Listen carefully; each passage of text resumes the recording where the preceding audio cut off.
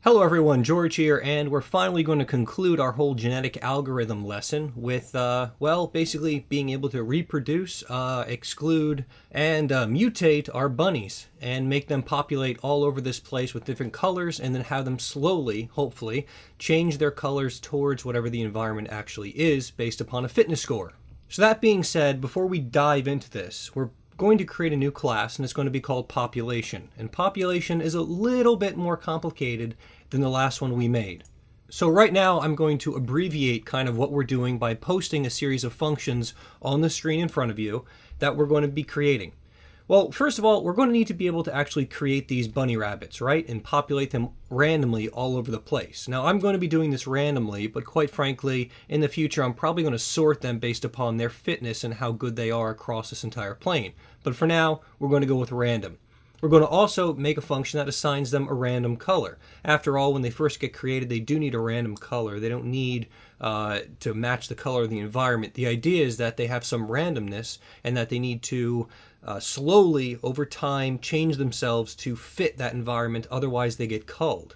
We're also going to create an evaluate fitness function, which is going to take the environment and the bunny in particular into consideration and then determine how fit they are for that environment. And if they're not very fit, well, they're going to get removed. We're also going to have an evaluate mutation function. This function is going to basically take any bunnies that have been reproduced and mutate them ever so slightly. Mutation is incredibly important because otherwise your entire population is going to move towards one kind of set goal. And if the environment changes, guess what? They all go the way of the dinosaurs. They all die. So having some variation and variability in there makes it so that they're malleable enough to move from one change to another. Then we're going to have a kind of like a global evaluate population function, which goes over the population and kind of applies all these different effects. And then finally, we're going to have a breed function. And the breed function is going to be responsible for taking two different bunnies, one after the next, breeding them together by basically swapping out their RGB components based upon a random value we grab and, creating some children. And that's going to be pretty much it for this entire video lesson. So let's jump on in here and start making this happen. So first we need to create an empty game object, create empty, game object, create empty. And let's just call this population manager. Great. Right click and create a new C# script, and that is going to be called population. Wonderful. Now let's open this up in Visual Studio. Okay, so we're going to have a couple variables we're going to declare right here. The first one is our population size, which we're going to be able to change within the inspector.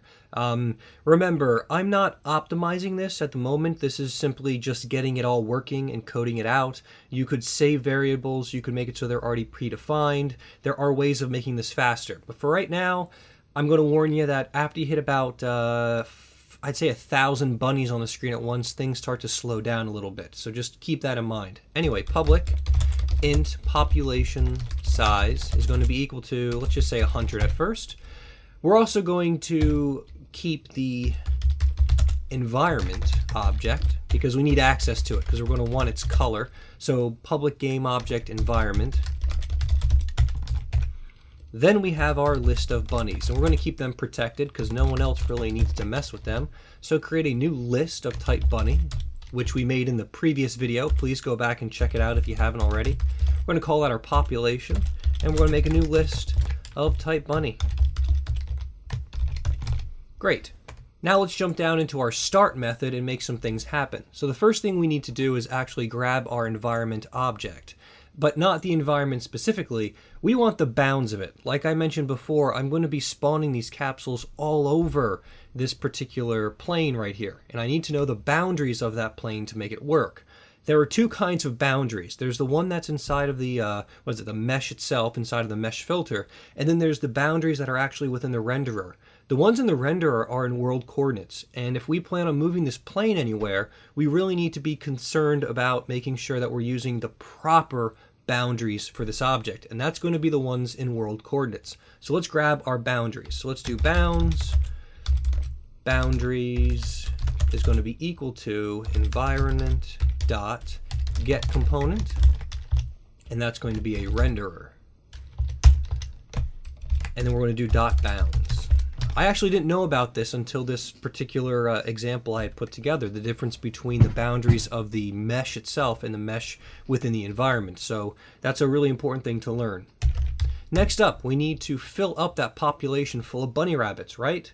So let's go ahead and do that. So let's create a for loop, and it's going to be int I is equal to 0, I is less than the population size, and then I plus plus. Okay, so now we need to actually create our bunny rabbits. And to do that, I actually want to do that in a separate function to make this loop a little bit smaller. So let's jump down. I'm sorry for jumping around, but the idea now is we're going to create our bunny rabbit. So let's create a new method called create bunny. So let's do public bunny create bunny. And that's going to take in it the bounds that we're dealing with. So this is a pretty simple thing to do. The first thing we want to do is grab a random position, place it at a location, create a capsule primitive, or you can use the prefab that we created before, add our bunny component to it. I'm going to offset its height a little bit because the capsule center is actually right in the middle. I want the thing to actually sit on top of the plane. And then we're going to assign it a random color in a little bit once we get to that point. So let's do a vector3 random position is equal to a new vector3. And within here, we're going to be getting the range of our bounds, basically, and using that information to determine where our object should be. So let's do, and follow along with me on this one, okay? Unity engine dot random dot range, just a random location. We're going to do this between a negative 0.5 and a positive 0.5. Why? Because that's one unit, right? And whenever you're dealing with the quantity of 1, whether it's unit vectors or other things, it's really nice for us to be able to manipulate that by multiplying that by its actual size. Now I'm going to multiply that by the bounds dot size dot x. That's the x size of our bounds. It's a vector. We have x, y, and z. That's how that works. Put a comma there so we can make our I can make things easier for you all to see. I'm going to zoom out ever so. Let's zoom out just a little bit. There we go. And I'm going to copy and paste this line twice and move it over a little bit with tab. There we are. And now we want y and we want z. And put a comma on the end of that. If you don't understand what's happening here, we're trying to find a random location to put this object. And first, we get a random location between -5 and +5. We multiply that by the size, because if you come back over here into Unity, what you're going to notice is that the pivot point of our plane, which is where we're placing things, is in the center. It's not off to the side. If it was off to the side, I'd just be using a value between 0 and 1. But instead, I want things to go in the positive area, and I want things to go in the negative area. Hence the negative 0.5 and the positive 0.5. Okay, next up is we need to determine our world position. So let's do a vector3 world position is going to be equal to our environment dot transform dot position plus our random position. Why am I doing this? Well, there's nothing saying that we actually place this object right in the center. We happen to be at the center right now, but we need to move this thing over to wherever it should actually be based upon the transform. And that's what I'm doing right there. Alright, so now let's create our bunny rabbits. So let's make a new game object, and let's call it temp is equal to game object dot create primitive. Once again, you could also do the prefab we were working with before, but I'm just going to use primitive type dot capsule. There we go. And also, once again, go and check out that Stanford bunny model. It's used all over the place in computer graphics and other algorithms, and it might be fun to see that on the screen instead. So anyway, we've created the capsule. Now we actually need to attach to it a bunny object. So bunny is going to be equal to a temp dot add component, and we're going to add to that our bunny script. Bunny doesn't take in any parameters, so we're done there. Now, like I said before, if we just ran this as it is, you know what, let's run it as it is. Let's just do return bunny. Okay? And we need to call this method up here first, though. So let's jump on up there. So let's do bunny is going to is going to be equal to create bunny. There we are. And we're going to pass in our bounds. Boundaries. There we are. And we're going to add this to our population. Dot add. Wonderful. Thank you. And you go in there. Now, if we go ahead and just run it as it is, we're just going to get populated with however many of these guys we have right here. So let's go ahead and do it. So let's come on over in here. Here's our population manager. Add our population script to it. Have 100 bunnies we're supposed to be making. Let's add our environment to it so it knows its bounds to get, and hit the run key. And there we go. We get one big old fat capsule right in the front, but you can see there's a lot of them all over there. Why did that happen? Because we actually didn't apply this to the capsule's location. So let's do that really quick. So under create bunny, let's do temp.transform.position is going to be equal to the world position that we got. And now let's run it. And there you can see all of our bunnies populated all over the place, but they're halfway through the plane. Not only that, but the plane is really tiny. Let's scale this plane up and run it again. There we go. Now we can see those bunnies populating all over the place. Jumping back in over here now, we can start working with things a little bit better. Now, like I said, we want to offset this thing by half the height of the bunny itself. So after we create our bunny right here, what we're going to do is do a float height is going to be equal to temp.getComponent. Temp, remember, is our current bunny rabbit game object. We're going to grab that mesh filter. And that mesh filter itself holds the mesh. But more importantly, it has the other kind of boundaries we can use. And I can grab the size of it, specifically in the Y direction. And I can use that information now, basically half that distance, to push this thing up in the air. So now let's do our world position is going to be equal to .y is plus equals our height divided by 2.0f. So that's half our distance. So remember, we're embedded halfway in that plane. We want to take half of our height and shove ourselves up and out of it.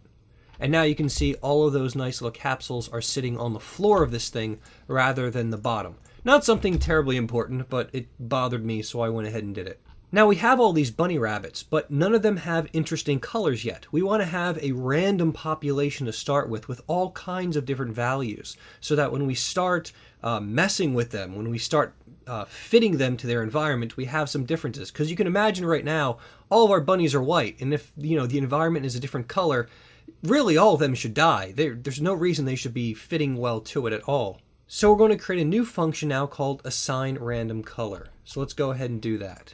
This one is really simple. Let's do a public void assign random color. There we are. This is going to take in it a game object of type bunny. Great. Now for this one, all we need to do is grab our bunny's component, that is specifically the bunny itself, and use that method we created right here called setColor in the last video to, well, set its color. So let's do bunny.getComponent bunny. So bunny.setColor. And what we want to do now is create another bunch of random stuff. So let's do Unity engine.random.range and make that 0.0f to 1.0f because those are the color ranges we're dealing with. We're going to copy all this stuff over again because once again we need to set the color. We're going to be using the RGB version of this, not the ARGB version, which would have a fourth parameter for the alpha. And there we are. Let's get rid of that comma right there. So it looks like I made a slight mistake. Let's jump back to bunny really quick, and you'll notice that set color takes a new color. Therefore, when we go over to population, what we really want to do is do a new color that takes in these parameters. And that's it. Let's just move these over a little bit further so we have things a little bit better organized. Now we can go ahead and assign our random color to that particular bunny object. So let's do assign random color and bunny. Save that on out. And let's see, temp actually is what we want to pass, not bunny. Bunny is the bunny object. So jumping back over to Unity now, let's see what happens. Hey, there we go. At least now we have a bunch of bunnies, a bunch of capsules that are representing bunnies with different colors, which is great. Now that we've done that, it's about time we started actually evaluating things and making them happen. And we're going to do that through a coroutine. And that coroutine is going to get called right at the start here. And I'm going to go ahead and add the coroutine starting method just because I don't want to forget it like last time. So let's do start coroutine, and that coroutine is going to be called evaluation loop. And this is the loop that we're going to continue to evaluate over time. It doesn't exist yet, we're going to make it, but it's going to continue to evaluate all of our different bunny rabbits and make sure that their fitness is high enough for them to survive, breed the ones that survived, and then distribute them across the entire area. So let's jump down now into a blank area and make that work. And actually, we can go ahead and get rid of our update loop. We're not actually going to use that. Everything is going to be working within our coroutine. So we are working with a coroutine. That means the return type needs to be enumerator, and it's going to be called evaluation loop. This is going to be another while true loop because we're going to be evaluating this thing forever until we decide to stop it. So let's do while and true. So it'll never end unless we stop it. And what we're going to do is, I don't want to evaluate every frame. I want to give the bunny rabbits some time. That is, I want the environment to have some time to change, and then the rabbits have to slowly fit themselves more and more to it. So we're going to use a yield return, but instead of that being a null value, which means every frame, we're going to use a new wait for seconds object. So let's do yield return new wait for seconds. Great. And I'm going to say, let's wait for 2 seconds at the moment. I think in our environment, what do we set that to be? The transition time. We have it ridiculously high at the moment at 1 second. So let's just set that to something slower, like 10 seconds. And that way our bunnies have more time. That is, they have 5 times to actually kind of transition themselves before the color of the background will change along with it. It would be nice if I spelled yield correctly. So there we go.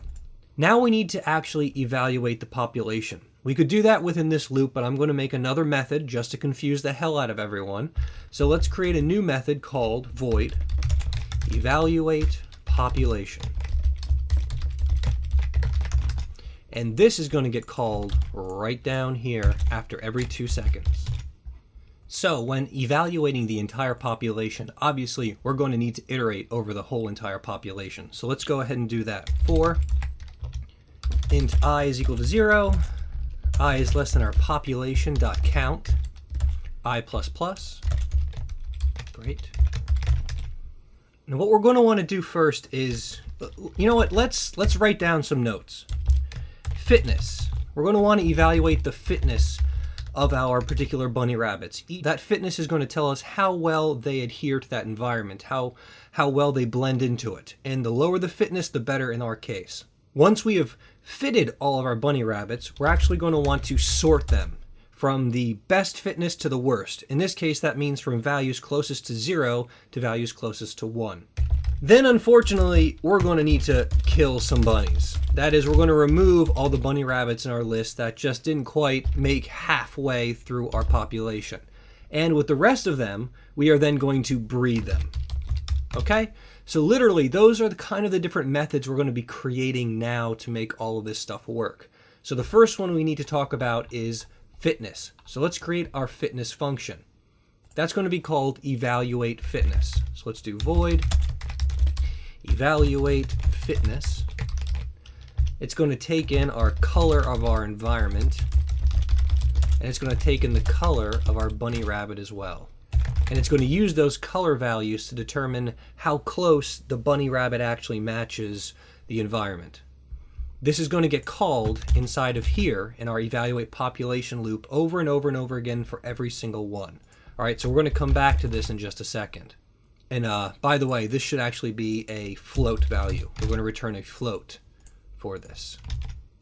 So remember how I said we were dealing with vectors? That is, we're converting our colors over to vectors so we can do easy operations. That's exactly what's going to happen here. We're going to take our environment's color, subtract the bunny rabbit's color from it, and determine the magnitude. And that's our fitness value that we're going to return. So first, let's do float fitness is going to be equal to a new vector 3. We got to create 2 of these.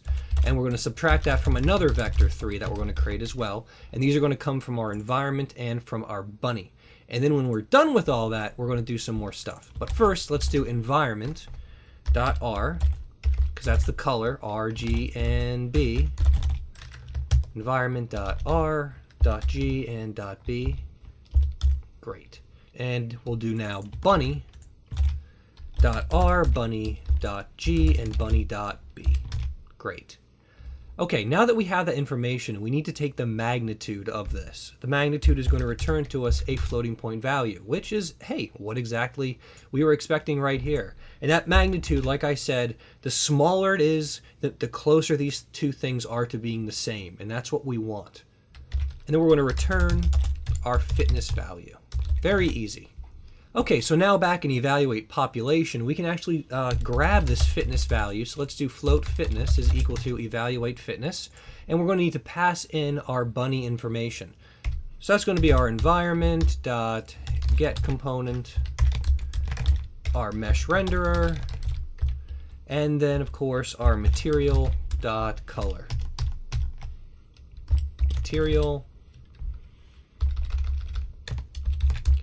Material.get.color.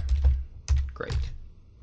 And our next value is going to be the same thing but for our bunny rabbit. So let's do population, because remember the population holds all of our rabbits and we're iterating over them, dot get component, and we're going to do a mesh renderer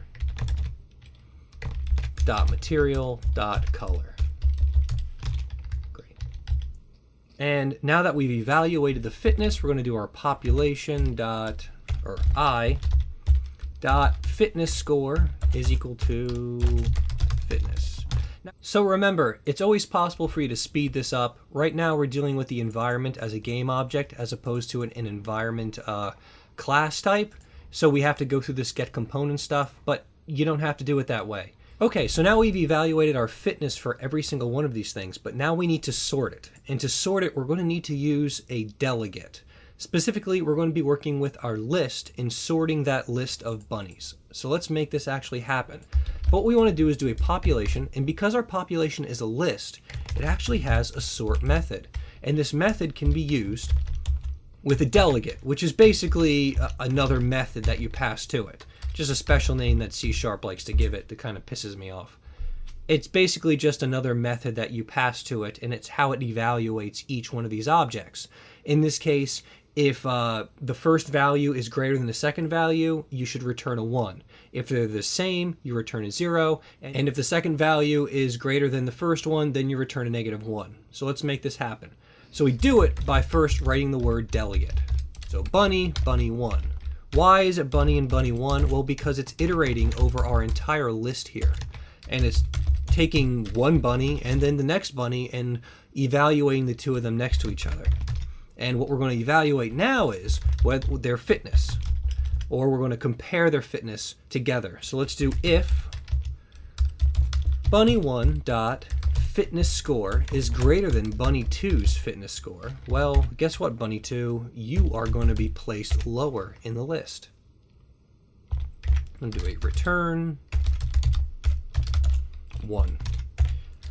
Else if bunny1 dot fitness score is equal to bunny2 dot fitness score, which is probably not going to happen given that we're dealing with floating point values, we're going to return a 0. Else, well, what does that mean? Well, it basically means that bunny2 is better. So we're going to return a -1. And there we go. Now that we've sorted things, it's time for us to get a little bit cruel. It's time for us to kill some bunny rabbits. And specifically, I'm going to kill half of them. And the other half will survive and move on. Which means, guess what? The parents survive. And the parents get to breed with the children. Which we're not going to go into in this video series about that and what it actually means. But hey, in my particular genetic algorithm, the parents can live if they want to, if they're good enough, and they can continue to pass on their genes to the next series. So let's do, we need to find the halfway mark in our list. So let's do int halfway mark is going to be equal to we're going to typecast this to an integer value because that's what we're dealing with, population dot count divided by 2.0 or 2, whatever. Now, We could be dealing with odd values, in which case we need to make sure that we split this at the right place. So let's do the following test. If halfway mark modulus 2 does not equal 0, I want to just push that halfway mark up 1 or down 1. That's all I'm trying to do here.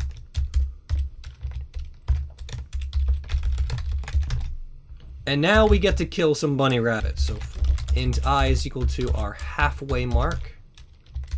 I is less than the population dot count. I plus plus. And now we get to destroy some bunnies. So destroy population I dot game object. So that's gone now. And we're just going to, for right now, because we're good people, we're going to set that equal to null. Just so we know we're dealing with nothing at the moment. Now we're just going to remove that upper range by doing population.remove range. And actually, you don't have to do this. I mean, if you think about it, our population is always constant in this case, but I'm going to show it to you anyway in case you want to work with a variable population. But we're going to remove from the halfway mark to our population count minus our halfway mark. So basically, we are removing from the halfway mark all the way to the end of our population.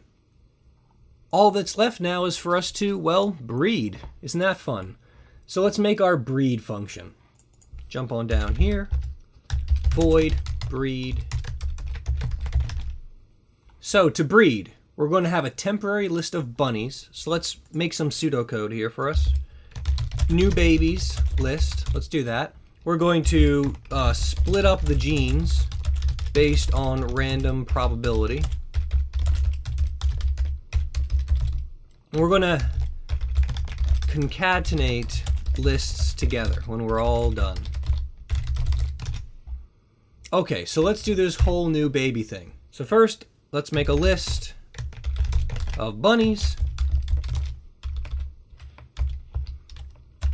Temp list is equal to a new list of bunny. Now we're going to make a big old loop that's going to make all of our babies for us. So for int I is equal to 1, I is less than the population dot count, I plus equals 2. That loop looks a little bit funny, doesn't it? Right? I'm starting at number 1. Well, the reason I'm doing this is because I'm going to take every 2 sets of parents and putting them together. So I want to start at 1, and I want to take the first guy or girl and marry them together with the second guy or girl to make the next one. And then because I've dealt with those 2, I'm then going to increment 2 over to the next set of parents, and so forth and so forth and so forth. Remember, we're dealing with a computer program. Gender and all that kind of stuff doesn't matter anymore. I can breed anyone that I want to breed with anyone else. And that's what we're doing in this case. So now we're going to create our indices for these things. Remember, we got to index into the actual population array. So we're going to do int breeder, I hope you like my names for these. Breeder1 index is going to be equal to 1i minus 1. And then int breeder2 index is going to be equal to just I. Now we need to get a random value to determine how our genes are going to get split up. That's just a value between 0 and 1. We're then going to create a bunch of if checks, and depending upon what that value is, it determines how that child's genes get passed down. Just like real life, it's going to be all nice and random. So who knows, maybe you'll get more of your mom, maybe you'll get more of your dad, maybe you'll get more of your whatever you want to call it. But either way, they're mixing, and we're going to get all kinds of crazy values and hopefully fit our environment better than before. So let's do it. Let's do float how genes are split is equal to our unity engine dot random dot range as usual, and that's just going to be between 0.0f and 1.0f. As usual, you can make that range whatever you want. I like 1 to 0. Now we need our bounds. Why? Well, because we want the babies to actually exist on the same plane that we are existing at. That sounded kind of metaphysical, didn't it? But I mean just the literal plane, not some plane of existence that's somewhere else. So let's do bounds. Bounds is equal to the environment dot get component, and we're going to grab that renderer again and do dot bounds. Now we need to create 2 bunny rabbits. And remember that wonderful method we just made in the video a little bit earlier? Where is that? Where is that create bunny? Yes, we're going to call that twice to create 2 new bunny rabbits just for our special place. So let's do bunny child bunny 1 is equal to create bunny. And we're going to give it those bounds we just grabbed. We're going to do the same thing a second time for bunny rabbit number 2. And we're going to add them to our temporary list. So let's do temp list dot add child bunny 1, and we'll do the same thing a second time. Now is when we get to the important part, and that's determining how the genes actually get split. This itself could be another method, but I'm just going to wrap it all into one to keep things as short and concise as possible. So now let's handle all the different possibilities, the random combinations we can have of our babies. Because remember, we're getting from the 2 different parents, parent 1 and parent 2. We could be getting, parent 1's R and G, but parent 2's B. So we're going to create a condition that allows us to, get all of those different combinations possible so that we have the maximum ability to spread and mix our genes up so that we fit our environment better and we can continue to exist. So let's do if how genes are split is less than or equal to 0.16f. Why am I using this number? You're going to find out in just a few seconds. Remember, I said I have 1, 2, 3, 4, 5, and 6 different values here that I'm dealing with. So let's take 100 and divide that by 6, and we get 16.66666. This is close enough. But this is the first set that we're dealing with. And there's going to be a series of more if-else statements. So why don't we just create them now? What do I do? Else if this is from 0.16 to 0.32. And the next one is going to be .48 because that's 16 more. Just keep adding 16, guys and girls.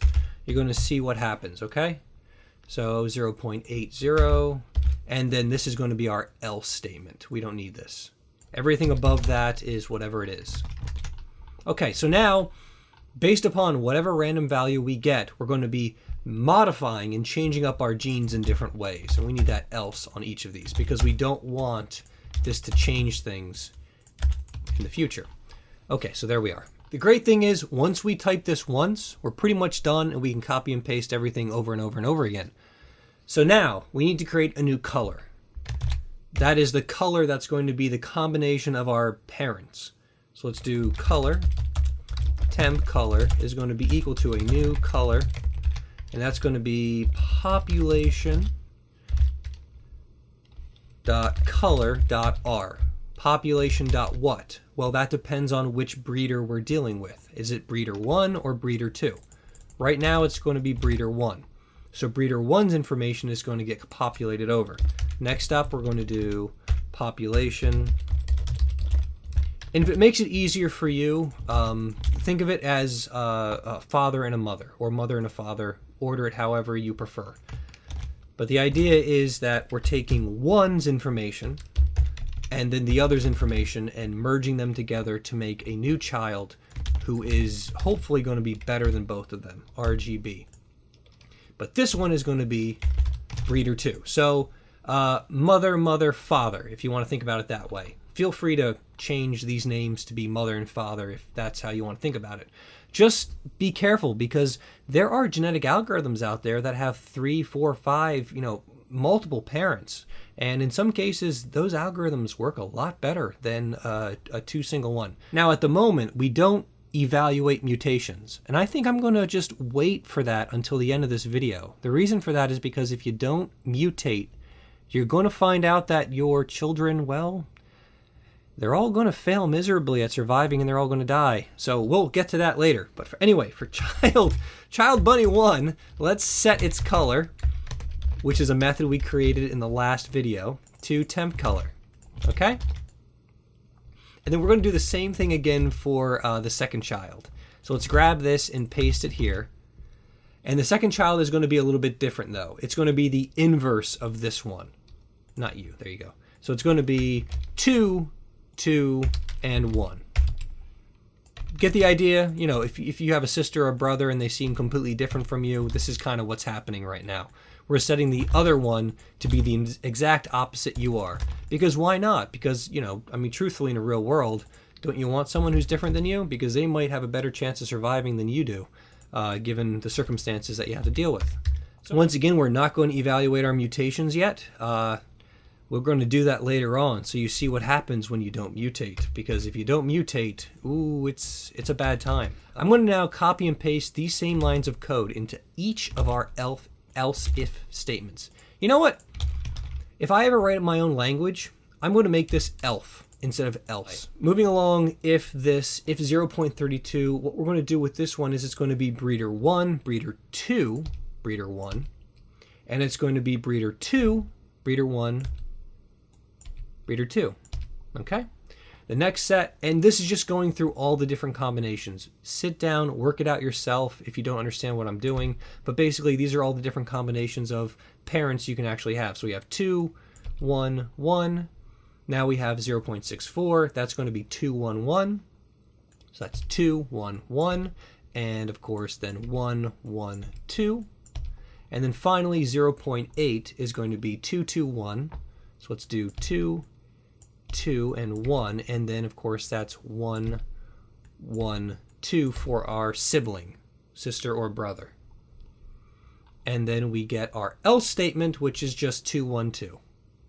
2, 1, nope. 1, 2, and then 1, 2, 1. Great. Now the last thing we have to do is just combine our population with this temporary list, and we do that through the method called addRange. So let's do population.addRange.